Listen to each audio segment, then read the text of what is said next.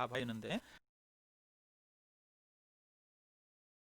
다 읽지는 못하고 5절만 읽습니다. 민수기 15장은 편으로 하나님께서 우리에게 무엇을 준비해야 한지를 말씀해 주시는 그런 말씀입니다. 우리가 유치원에 다니는 아이들일 때 유치원 아이에게 칼을 주지는 않습니다. 왜냐하면 유치원 아이에게 칼을 주면 다치거나 아니면 죽거나 큰일이 날 수가 있습니다. 마찬가지로 돈이나 권세나 지위 같은 것들도 준비되지 않은 사람에게, 아직 그것을 다룰 만한 능력이 없는 사람에게 그런 것들이 주어지는 것은 한편으로 축복이 아니라 저주가 될 수도 있습니다.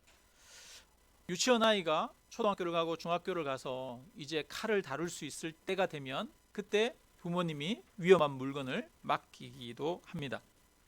부모가 자녀의 능력에 맞게 여러 가지 물건들을 맡기듯이 하나님도 우리가 준비된 만큼 우리에게 맡기십니다. 준비가 되지 않으면 맡기고 싶어도 맡길 수가 없는 것이죠. 마찬가지로 이스라엘 백성들이 지금 가데스 바네아에서 가나안 땅을 정탐하고 왔습니다. 그런데 그 땅에 들어가지 못했습니다. 그 이유는 하나님이 그 땅으로 인도할 능력이 없어서가 아닙니다. 하나님이 이스라엘 백성들에게 그 땅을 줄 수 없어서가 아닙니다. 이스라엘 백성들의 믿음이 가나안 땅에 들어갈 만큼 준비되지 않았기 때문입니다. 그들의 순종이 준비되지가 않습니다. 그래서 준비가 되지 않으면 주어도 받을 수가 없는 것입니다. 만약에 한번 생각해 보세요. 지금 이스라엘 백성들이 가데스 바네아에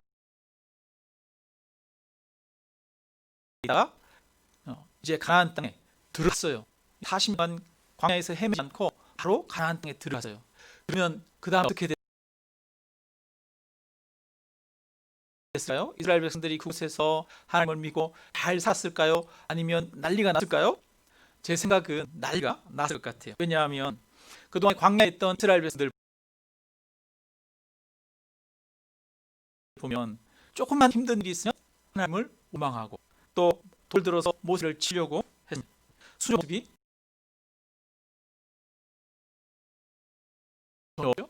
게다가 하나님 만나를 줬음에도 불구하고 고기를 하고 분열을 부린 그들의 이 광야도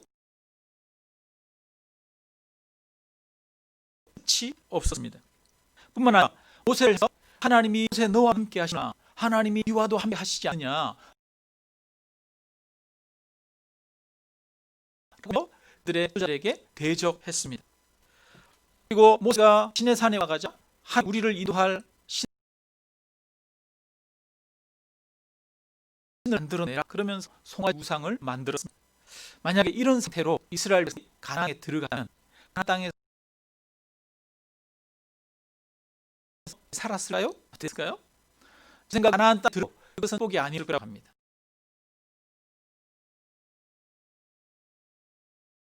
물들어 좋은 땅 타지에서 싸우시고 그들의 자에게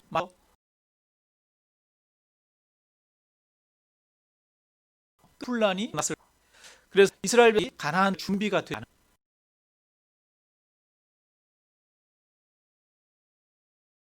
40년이면 광야에서 하신 후에 하나님의 그들을 가나안 땅에 들어가게 하십니다. 40년 후에 가나안 땅에 들어갈 때 첫 성이 여리고 성이었는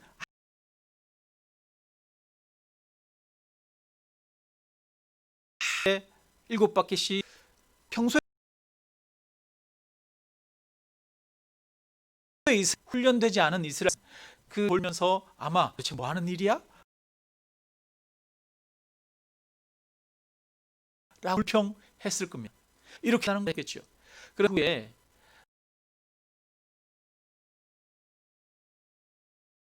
배운 이스라엘 백성들 그리고 성을 돌면 7년 여리성 그리고 성을 돌면서도 한마디 하지 침묵과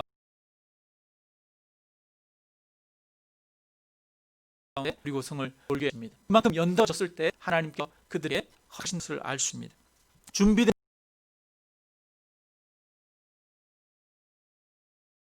자가 하나님을 볼 수 있습니다. 천국도 마찬가지. 처녀는 땅에 올 때 기름을 준비했습니다. 미리 처녀는 기름을 못했습니다. 혼인 잔치에는 기름을 위한 처녀만 들어갔습니다.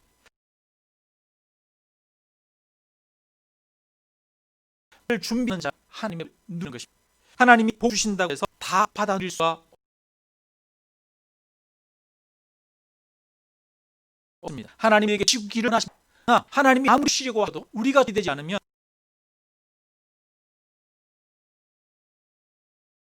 누가 없는 이스라엘 백성들은 꽉 꿀이르는 가나안 땅을 바로 눈앞에도 4년 동안 광야에서 헤매야 합니다. 그 이유는 가나안 들어갈 만한 수송이 준비되지 않기 때문입니다.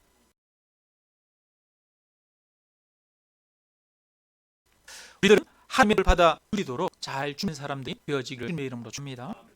그러면 우리가 주의해야 할 것들 어떻게 있는지 본문을 통해 한번 살펴보겠습니다. 민수기 13장 14장에 나오는 내용이 가데스 바네아에서 가나안 땅을 탐하는 이야기다. 그리고 그 결과가 너는 가나안 땅에 없다. 너는 광야에서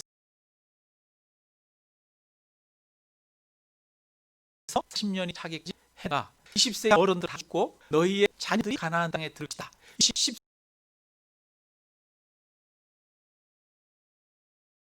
34장이에요. 그러니까 우리는 이 장에서 30년 동안 살아야 됩니다. 그러면 15장에는 그런 광야에서 상관에는 이렇게 해라 그런 말씀이 나와 맞는데 15장에 나오는 게 뭐냐면 너희는 광야에 없어 40년 동안 광야 가나안 땅에 들어가서 일을 하고 나서 니네가 가나안 땅에 가면 에서는 이렇게 해야 돼 이렇게 말했어요. 한번 이야기 한번 보겠습니다. 같이 했습니다. 이스라엘 손에게 말하여 그에게 이르라 너희는 내가 주어 살게 할 땅에 가서 내가 너희에게 주는 땅에 들어가거든 이렇게 하라라 이 얘기를 하고 있어요. 그래서 13장, 14장, 15장을 보면 한편으로는 흐름이 맞지 않는 거 아닌가? 이런 생각이 들 수도 있습니다. 그런데 하나님이 가나안 땅에 들어가서 살아가야 될 것에 대해서 말하는 이유가 있습니다. 우리는 앞으로 먼 미래에 우리에게 주어질 그 땅을 바라보면서 살아야 하기 때문입니다. 그리고 또한 이것을 통해서 하나님은 이스라엘 백성들 그들이 비록 하나님을 믿는 믿음이 연약해서 가나안 땅에 들어가지 못했지만 그럼에도 불구하고 그들에게 가나안 땅의 약속을 주시고 반드시 그 땅에 들어가게 하실 것이라는 것을 말하는 것입니다. 그래서 하나님의 위로의 말씀이 되기도 합니다. 우리 인생도 마찬가지입니다. 우리가 부족하고 어리석어서 때로는 넘어지고 쓰러졌고 또 그렇다고 해서 하나님은 우리를 버리지 않으십니다. 하나님은 이스라엘 백성들을 다시 훈련시키시듯이 우리를 다시 연단하시고 훈련시키셔서 하나님 나라에 합당한 사람으로 만들어 주십니다. 그리고 이제 15장에서는 우리가 어떻게 하나님을 섬기고 가나안 땅에 들어가서 어떻게 해야 되는지 이야기를 하는데요. 이렇게 이야기하는 이유는 가나안 땅에 들어가서 살아가는 삶을 위한 게 아니라 이 광야에서 어떤 준비를 해야 되는지를 알려주기 위한 것이기도 합니다. 예를 들어서 우리가 천국에 대한 이야기를 한번 비교해 볼 수 있을 거예요. 우리가 천국 하면 여러 가지 상상들을 하죠. 천국에는 서로 해하는 것이 없고 미워하는 것이 없고 다툼이 없고 서로가 사랑하는 것이 가득할 것이라고 그렇게 생각합니다. 여러분 천국에 대해서 우리가 생각하고 그리는 것은 한편으로 내가 저 천국에 들어가야지 이런 생각도 있지만 천국이 서로 미워하는 것이나 해하는 것이 없다는 이야기를 들을 때마다 우리는 이 땅에서 천국의 가치를 가지고 살아야 가야 되겠구나라고 하는 생각을 하게 됩니다. 그래서 날마다 천국을 바라보고 천국은 어떤 곳일지 그리는 사람과 천국에 대한 생각이 없이 이 땅에서 살아가는 사람과 삶의 자세가 전혀 다르게 되는 것이죠. 천국을 바라보는 사람은 천국의 그 삶의 가치를 이 땅 가운데서 실천하면서 훈련하면서 살아가게 되어지는 것입니다. 그래서 하나님은 우리에게 천국에 대한 이야기를 하셔요. 하나님의 나라에 대한 이야기를 하십니다. 그래서 성도들에게는 반드시 천국에 대한 꿈이 있어야 됩니다. 하나님 나라에 대한 비전이 우리에게는 있어야 됩니다. 그래서 하나님 나라를 구체적으로 그려보고 상상할 수 있어야 됩니다. 왜냐하면 그것이 현재 우리의 삶에 영향을 끼치기 때문입니다. 마찬가지로 지금 이제 38년 동안 이스라엘 백성들은 광야에서 살아가야 돼요. 그런데 38년 동안 광야에서 살아가야 될 이스라엘 백성들에게 무슨 얘기를 하느냐면 너희가 가나안 땅에 들어가거든 이렇게 해라, 이 이야기를 하는 거예요. 그것은 가나안 땅을 바라보면서 이 광야 가운데에서 가나안 땅의 그 가치를 훈련하고 배우라는 겁니다. 광야에서 성숙하고 믿음으로 자라라고 하는 것입니다. 그래서 이 가나안 땅을 가나안 땅에서 이야기하는 것을 통해서 우리가 어떻게 성장해야 되고 성숙해야 하는지를 알 수 있습니다. 그러면 한번 내용을 한번 살펴보겠습니다. 3절 우리 같이 한번 읽겠습니다. 3절 같이 있습니다. 여호와께 화제나 번제나 서원을 갚는 제사나 크지나 정한 절기에 소나 양을 여호와께 향롭게 드릴 때, 여기 보니까 번제나 아니면 서원을 갚는 제사, 또 하나님을 영화롭게 하는 여러 예물을 드리는 이야기들을 하고 있는 겁니다. 3절부터 21절까지가 가나안 땅에 들어가서 하나님 앞에 제사 지내고 제물을 드리는, 예물 드리는 이야기를 하고 있어요.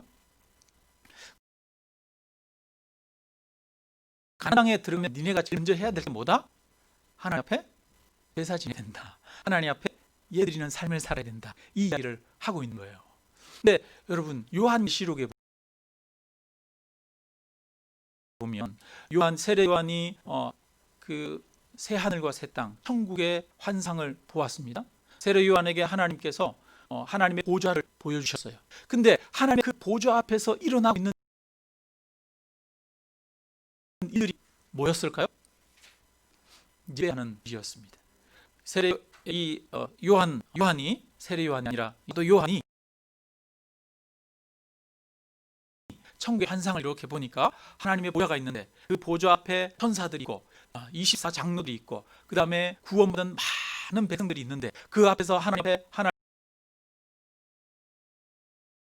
하나님을 거룩하다 만군의 여호와여 하면서 하나님을 찬양하고 하나님을 예배하고 있습니다. 그래서 이 요한계시록 보면 하나님을 예배하는 이야기가 많이 등장하고 있어요. 그럼 왜? 가나안 땅은 이스라엘 백성들에게 천국 같은 곳이에요. 하나님 약속한 곳입니다. 그곳에 들어가 하는 것이 무엇이냐? 제일 먼저 예배하는 거예요. 우리가 천국에 가면 천국에서 제일 먼저 하는 게 뭐예요? 예배하는 거예요. 왜 하나님 앞에 드리게 됩니까? 창세기 12장 7절에 보니까 이렇게 말해요. 여호와께서 아브라함에게 나타나 이르시되 내가 땅을 내 자손에게 주리라 하신지라. 자기에게 나타나신 여호와께 그가 그곳에서 제단을 쌓았다라고 말합니다. 하나님이 아브라함에게 나타나셨어요. 하나님이 아브라함에게 보여주셨어요. 그리고 이 땅을 내 자손에게 주겠다 약속해 주셨어요. 그리고 나서 아브라함이 한 것이 뭐냐면 거기에서 제단을 쌓은 거예요. 하나님께 제사를 지낸 거예요. 또 창세기 28장에 보면 야곱의 얘기가 나옵니다. 야곱이 형 에서를 피해서 바단 아람으로 도망가잖아요. 도망가다가 베델이라는 곳에서 잠을 자다가 꿈속에서 하나님을 만납니다. 하나님이 이 야곱에게 나타나셔서 말씀 주셨어요. 하나님을 만나고 나서 이 꿈에서 깬 다음에 야곱이 하는 말이 있습니다. 이에 두려워하여 이르되 두렵도다 이곳이여 이것은 다름 아닌 하나님의 집이요 이는 하늘의 문이로다 하고 야곱이 아침에 일찍이 일어나 베개로 삼았던 돌을 가져다 기둥으로 세우고 그 위에 기름을 붓고, 이렇게 기록되어 있습니다. 야곱도 하나님을 만나고 나서 자기가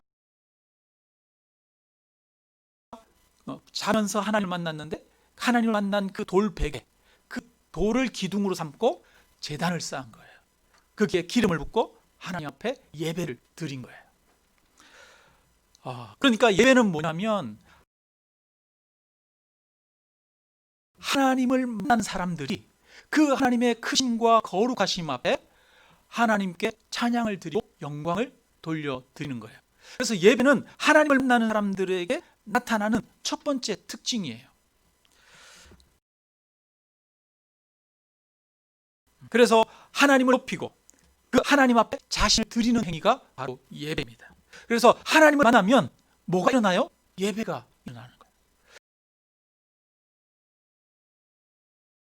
우리가 천국에 가면 하나님을 눈으로 볼 거예요.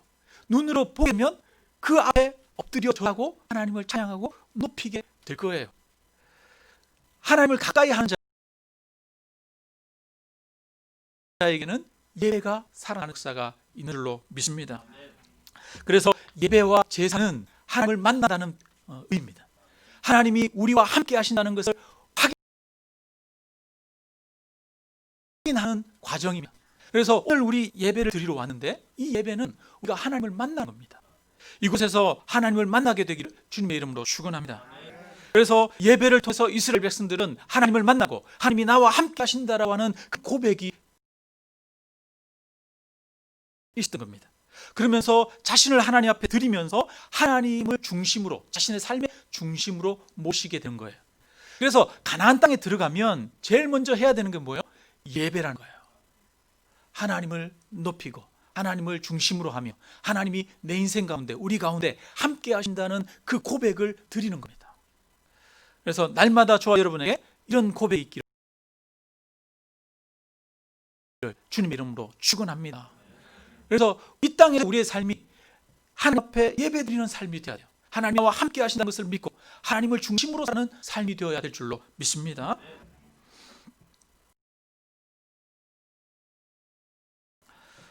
그리고 나서 이제 민수기 15장에 보면 신장에 나오는 이 제사는 앞에 나오는 레위기의 제사와는 좀 다른 차이점이 있습니다. 여기 보니까 특징이 뭐냐 하니까, 너희가 소나 양이나 염소를 드릴 때 전제로 포도주 4분의 1 흰을 드리라라고 말합니다. 그러면 전제는 무슨 제사가요? 포도주를 이렇게 부어서 드리는 제사예요. 그 다음에 또 동물을 드릴 때마다 꼭 소제를 드리라고 말합니다. 이 소제는 뭐냐 하면 곡식 가루로 드리는 제사예요. 이스라엘 백성들이 광야에 있을 때 레위기에서는 전제와 소제가 나오지 않아요. 동물을 드릴 때마다 포도주와 곡식 가루를 드리라고 하지 않아요. 왜 그렇습니까? 왜냐하면 광야에서는 농사를 짓지 않잖아요. 포도주와 곡식 가루는 농사 지을 때 나오는 거예요. 그러니까 광야에서는 전제와 소제를 드릴 수가 없어요. 가나안 땅에 들어갔을 때, 그 땅에서 농사 지을 때 전제와 소제를 드릴 수가 있어요. 그래서 가나안 땅에 들어가면 너희가 예물을 드릴 때, 하나님 앞에 제사를 드릴 때 꼭 전제와 소제를 드리라는 거예요. 포도주와 곡식 가루를 하나님 앞에 드리라는 거예요. 그 말은 너희가 그 땅에서 얻는 모든 것들이 하나님께서 주신 것이라고 하는 것을 고백하라는 겁니다. 그래서 너희가 누리는 모든 것들로 하나님 앞에 감사하라는 것입니다. 그렇다면 이것은 광야에 있을 때부터 적용이 되어져야 되는 거예요. 광야에 있는 이스라엘 백성들은 하나님으로부터 만나와 메추라기를 받았습니다. 하나님이 그들에게 입을 것을 주시고 또한 살아갈 수 있는 텐트도 주시고 구름 기둥을 주셔서 보호해 주셨습니다. 그들에게 감사가 있어야 되는 거예요. 자신들이 가지고 있는 모든 것들이 하나님으로부터 받았다라고 하는 고백 가운데 하나님을 믿고 신뢰하며 하나님께 감사를 드릴 줄 아는 자가 되어야 하는 것입니다. 마찬가지로 우리도 이 땅 가운데서 살아가면서 무엇을 훈련하고 준비해야 되느냐 하면 감사를 훈련하고 준비해야 합니다. 많은 사람들이 오늘날 우리나라처럼 이렇게 부유한 나라에서 많은 것들을 누리고 살아가면서도 진정한 감사가 없습니다. 바라기는 저와 여러분이 우리에게 주신 작은 것들을 인해서도 하나님 앞에 감사할 수 있기를 주님의 이름으로 축원합니다. 감사할 줄 아는 자에게 하나님이 축복을 주시고, 감사할 줄 아는 자에게 하나님이 천국을 주시는 거예요. 가나안을 주시는 겁니다. 자, 그 다음에 이어서 15장 22절부터 36절까지 보면 이제 죄를 지었을 때 하나님 앞에 속죄제를 드리는 것을 이야기를 하고 있어요. 죄를 지었을 때 어떻게 해야 되는지. 근데 그 죄 중에는 보니까 두 가지로 나옵니다. 하나는 부지 중에 지은 죄, 자기도 모르는 사이에 지은 죄. 그때는 속죄제를 드리라고 말해요. 그 다음에는 부지 중에 지은 죄가 아니라 고의로 지은 죄. 그때는 속죄제가 아니라 사하는 제사가 없어요. 이것을 이제 이야기를 하고 있습니다. 근데 부지 중에 지은 죄는 두 가지로 나눠요. 하나는 이 공동체가, 나라가 다 같이 부지 중에 지은 죄, 그것을 하나님 앞에 속죄하는 제사는 이렇게 드려라 라고 말하고, 개인적으로 살아가다 보면 또 부지 중에 죄를 지을 수 있죠. 그럴 때는 제사를 이렇게 드려라. 이 부지 중에 지은 죄도 공동체의 죄와 개인의 죄를 또 나누어서 이야기를 하고 있습니다. 그러면 여기서 말하는 부지 중에 지은 죄는 우리가 모르고 짓는 죄뿐 아니라 우리가 연약해서 짓는 죄까지도 포함하는 거예요. 우리는 연약하고 또 어리석고, 그래서 알면서도, 머리로는 알면서도 또 넘어지고 쓰러지고 짓는 죄가 있어요. 그런 죄는 고의로 짓는 죄라고 할 수는 없어요. 고의로 짓는 죄는 뭐냐면, 고의로 짓는 죄라고 하는 이 단어는 손을 들고 대적한다고 하는 그런 의미가 있어요. 저는 이 구절을 보면서 그 바다에서 이렇게 개 있잖아요. 개 잡을 때가 생각나더라고요. 여러분 혹시 바다에서 개 잡아 보셨어요? 박하지나 뭐 꽃게나 이런 거 있잖아요. 개 잡을 때, 개를 잡으려고 손을 갖다 대면 개가 어떻게 할까요? 개가 하늘을 딱 들고 손을 이렇게 딱 들어요, 집게를. 한번 거들기만 해봐, 이런 얘기죠. 대적하는 거죠. 마찬가지로 고의로 짓는 죄는 뭐냐면, 하나님을 대적하여 의도적으로 알면서도 공평하게 마음이 강팍해서 짓는 죄, 그것이 이제 고의로 짓는 죄예요. 그러니까 우리가 약해서 또 우리가 유혹에 넘어가고 이런 것이 아니라, 그래서 하나님은 우리가 유혹에 넘어가는 죄, 이런 부분도 하나님께서 용서하십니다. 그래서 나는 알고 죄를 지었는데 어떡하지? 용서 못 받으면 어떡하지? 이런 게 아니라, 그것도 용서하신다는 것을 알고 하나님 앞에 우리가 회개할 수 있기를 바랍니다. 여기서 이제 부지 중에 범한 죄에 대해서 반드시 너희는 그것을 깨닫게 되거든 하나님 앞에 속죄제를 드리라고 말합니다. 그래서 부지 중에 짓는 죄도 죄라는 이야기를 하고 있는 거예요. 나는 몰랐으니까 괜찮지 않아? 그게 아닙니다. 여러분, 우리가 모르고 짓는 죄도 죄예요, 죄 아니에요? 모르고 짓는 죄도 죄라는 것입니다. 사실 우리가 알고 짓는 죄가 많을까요? 모르고 짓는 죄가 많을까요? 저는 그런 생각이 들어요. 모르고 짓는 죄가 더 많을 것이다, 그런 생각을 합니다. 우리가 무심코 본 플라스틱이 바다에 들어가서 바다 생물을 죽이고, 그것이 다시 우리에게 돌아옵니다.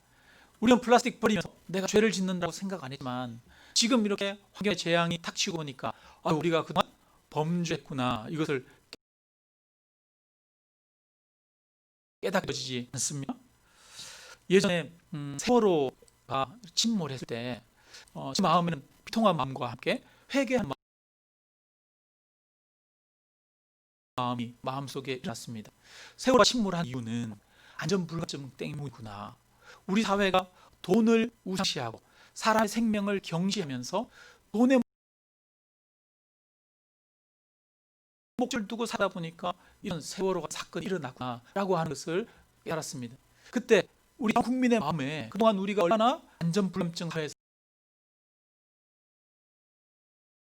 살았는지, 돈을 우상시하면서 살았는지 이런 것을 알았지 않습니까? 이런 것들이 사실은 부지 중에 짓는 죄악들이죠. 그런 부지 중에 짓는 죄악들을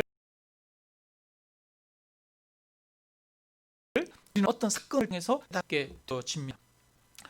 저는 한 교회를 보면서 한편 마음에 내가 주인이구나 하는 생각들을 하게 돼요. 한국 교회 강단이 시직에 이념화되어 있습니다. 뿐만 아니라 한국 교회가 정치 세력화되어 있습니다. 많은 목회자들이 설교를 하면서 하나님의 말씀을 전하며 하나님의 말씀을 가지고 자기 생각을 증거하고 있어요. 이념을 증거하고 있어요. 그것은 하나님의 말씀이 아닙니다. 저는 이 현상을 보면서 나도 그동안 하나님의 말씀을 말씀되게 하지 못하고 하나님의 말씀을 가지고 생각을 이야기하고 또 유리하게 함부로 교사의 말씀을 증거하지 않아 탓이라고 되었습니다.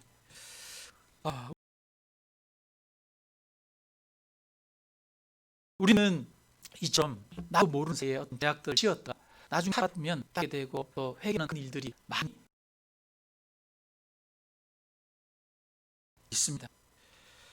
우리가 조금 더 깊이 생각해 보면 평소에 내가 느끼는 것보다 훨씬 더 많은 죄의 연관되었음을 알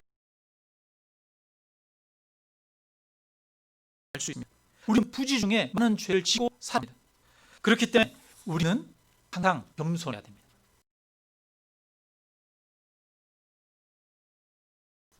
마음으로 부지 중에 지은 죄들 없는지 스스로 돌아보아야 합니다. 부지 중에 지은 죄는 적으로 돌아오지 않으면 자기 점검하고 돌아오지 않으면 깨달을 수 없는 거예요. 그렇지 않으면 자기도 모르기 때문에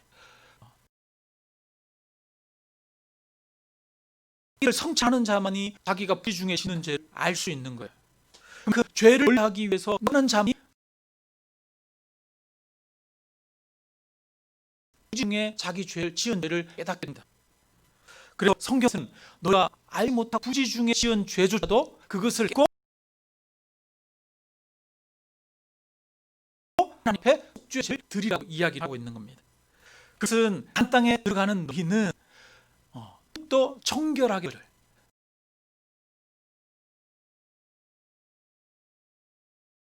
가운 선하게 되길 간절히 사모 노력하고 하십니다.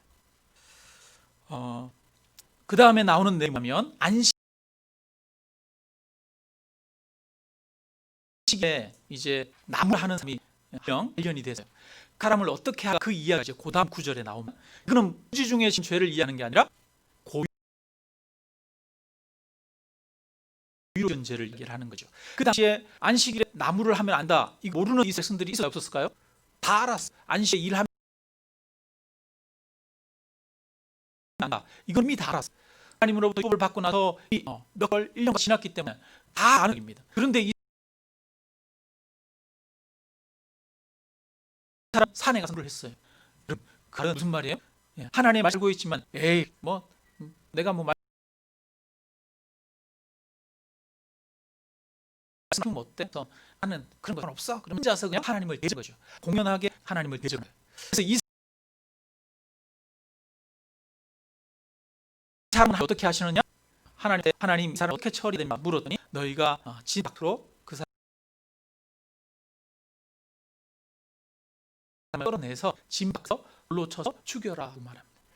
하나님 앞에 공공하게 마음을 강하게 해서 지적하는 죄인은 하나님께서 용서하지 않는다고 말씀하고 있습니다. 바라기는 저와 여러분이 마음을 강하기를 주님으로 축원하여 하나님 앞에 공공하게 대적하는 죄를 지면 되는 거죠. 그래서 이렇게 이스라엘 백성 죄 가운데서 이렇게 되어질 것을 이야기를 합니다.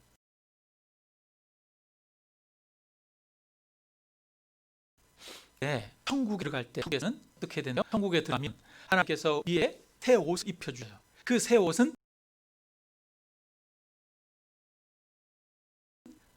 흰 옷이죠.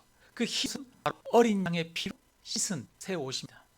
정결케 되어진 옷. 예수 그리스도에서 정결진 옷과 여러분에게 천국에서 주신다는 거예요.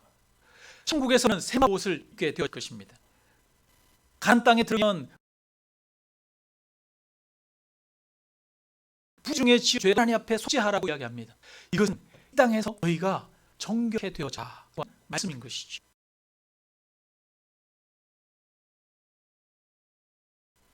우리는 하나님의 백성으로서 정결 준비자여야 할 줄로 믿습니다.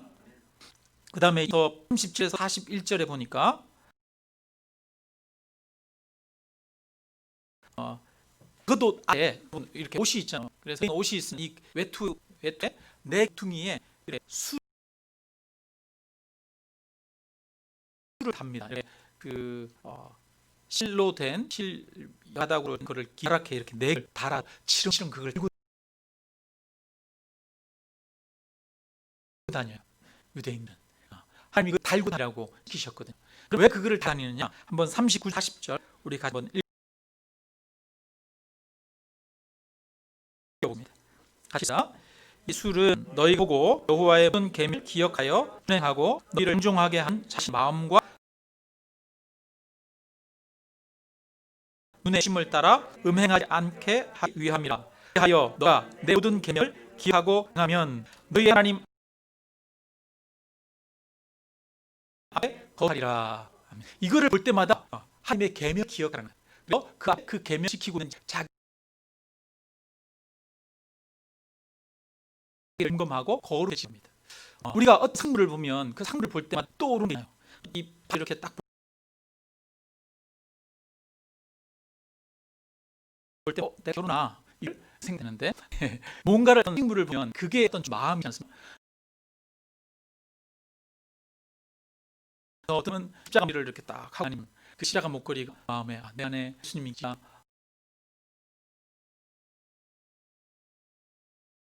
예수님 말씀을 순종하면서 살아야지 생각들을 하게 되죠. 그런 거죠. 그 상물을 이렇게 오다가 달고 있는 거예요.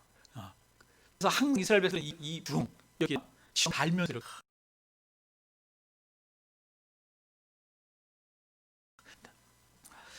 근데 오늘 우리는 한편으로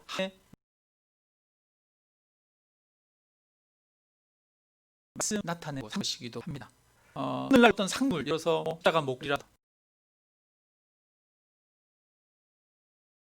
아니면 목구라든가 이런 것들을 가다니는데 한편 도움이 되죠. 그러나 우리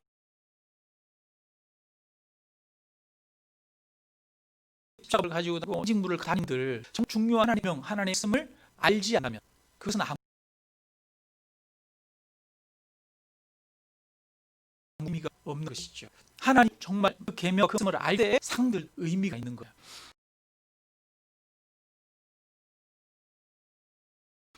옛날에는 성경 자체가 굉장히 귀한 시절이었다. 성경 하나 3만 3이면 3. 그런데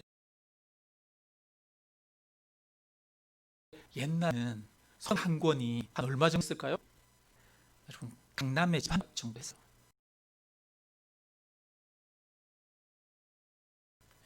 옛날에는 글을 쓸 수 있는 인쇄술이 발하지 않아 손일이 써야 되잖아요. 그리고 또 발달하지 않아서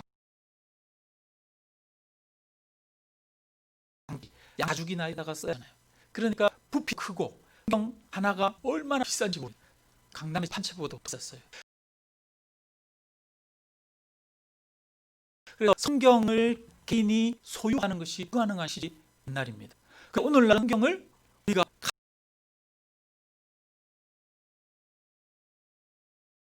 가지고 다녔어요. 얼마나 축복된 시대에 살아가고 있습니다. 뿐만 아니라 핸드폰이 있어요.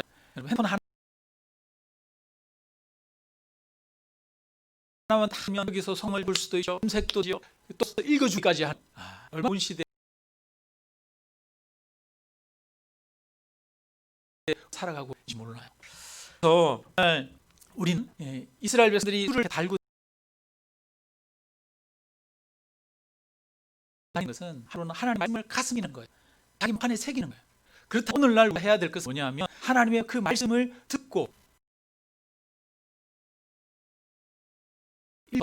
우리의 귀, 우리의 머리에 끼는 겁니다. 저는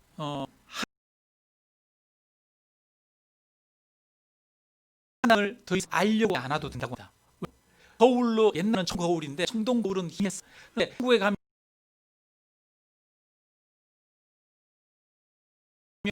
세상에서 하게 보들 눈으로 쭉 보는 것 분명 알게 될 거라고 합니다. 우리는 한국에 그저 하나님의 놀라운 비가 하나님의 원리들을 명하게 깨달아 알게 될 것입니다.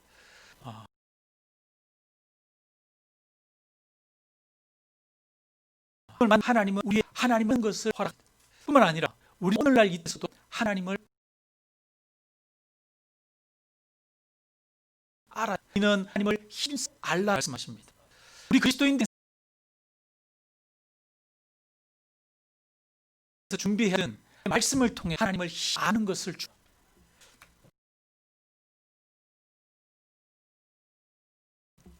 말씀을 여러분 가나안 땅을 하는 이스라엘들에게 필요한 많은 숫자 아니고 많은 아니고 무기도 아니고 40절 40일 같이 한번 읽겠습니다.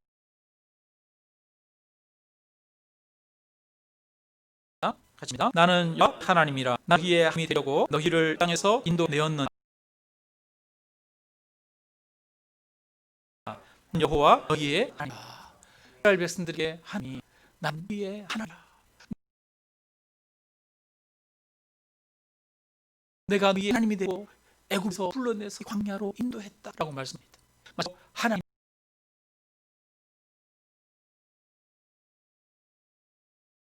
전에 되시기 위해 저와 여러분을 믿습니다. 여러분의 우리를 하나님의 백성 삼으시고 우리를 천국 백성을 부르신 줄로 그러면서 천국 백성이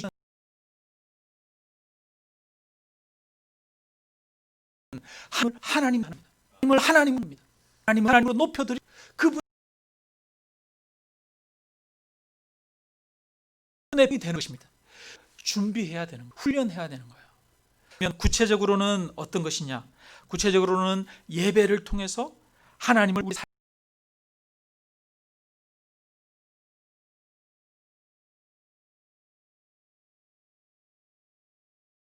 삶에 하나님이 우리와 이 땅 가운데서 우리가 누리고 있는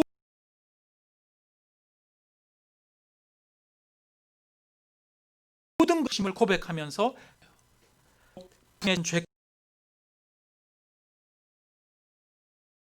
죄까지 하면서 그렇게 하는 겁니다. 말씀에 겨서 거룩한 하나님의 백성이 있는 것입니다.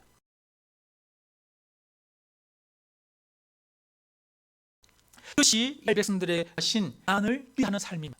마찬가지로 저와 여러분이 하나님의 축복을 준비하는 삶은 바로 이러한 삶이 되어야 될 줄 믿습니다.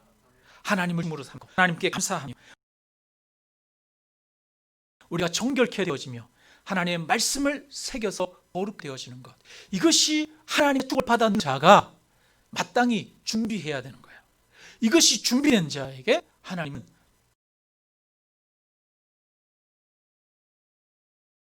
복을 주시는 줄 믿습니다. 이 받아 누리는 이렇게 준비되어지기를 축원합니다.